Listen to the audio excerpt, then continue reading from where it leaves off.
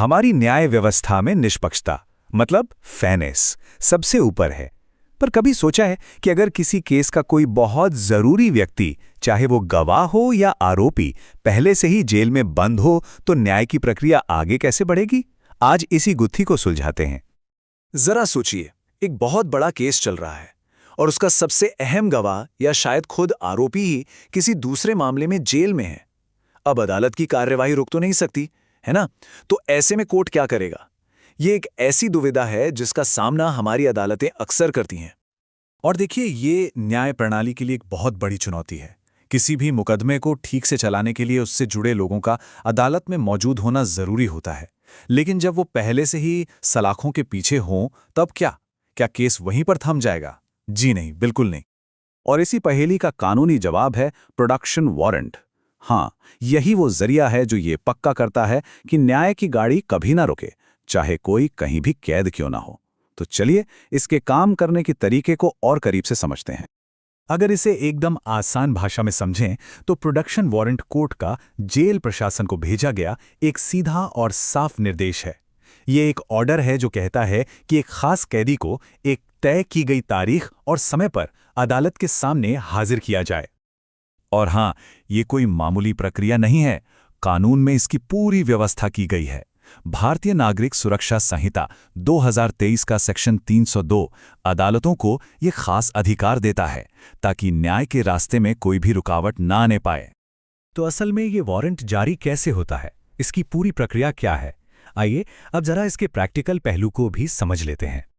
ये प्रक्रिया काफी सीधी और तार्किक है। सबसे पहले कोर्ट ये तय करता है कि किसी कैदी की पेशी जरूरी है।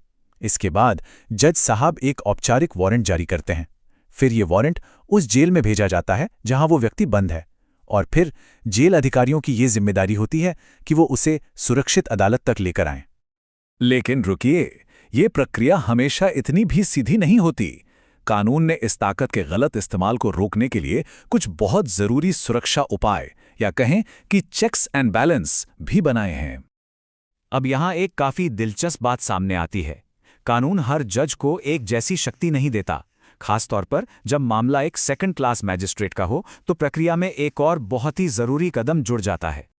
जैसा कि हम यहां देख सकते हैं, ज्यादातर क्रिमिनल कोर्ट्स तो सीधे सीधे वारंट जारी कर सकती हैं, लेकिन एक सेकंड क्लास मैजिस्ट्रेट को वारंट जारी करने के साथ साथ उसे अपने से वरिष्ठ अधिकारी यानी चीफ जुडिशियल मैजिस्ट्रेट CJM से काउंटर साइन भी करवाना पड़ता है।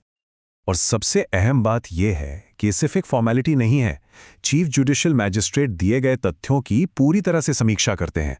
अगर उन्हें लगता है कि कैदी को बुलाने की वजह ठोस नहीं है, तो वो उस वारंट को मंजूरी देने से साफ इनकार भी कर सकते हैं। ये निगरानी का एक बहुत ही शक्तिशाली तरीका है। तो अब जब हमने ये समझ लिया है कि ये वारंट काम कैसे करता है, तो चलिए इसके सबसे जरूरी सवाल पर आते हैं। आखिर इस पूरी प्रक्रिया का मकसद क्या है?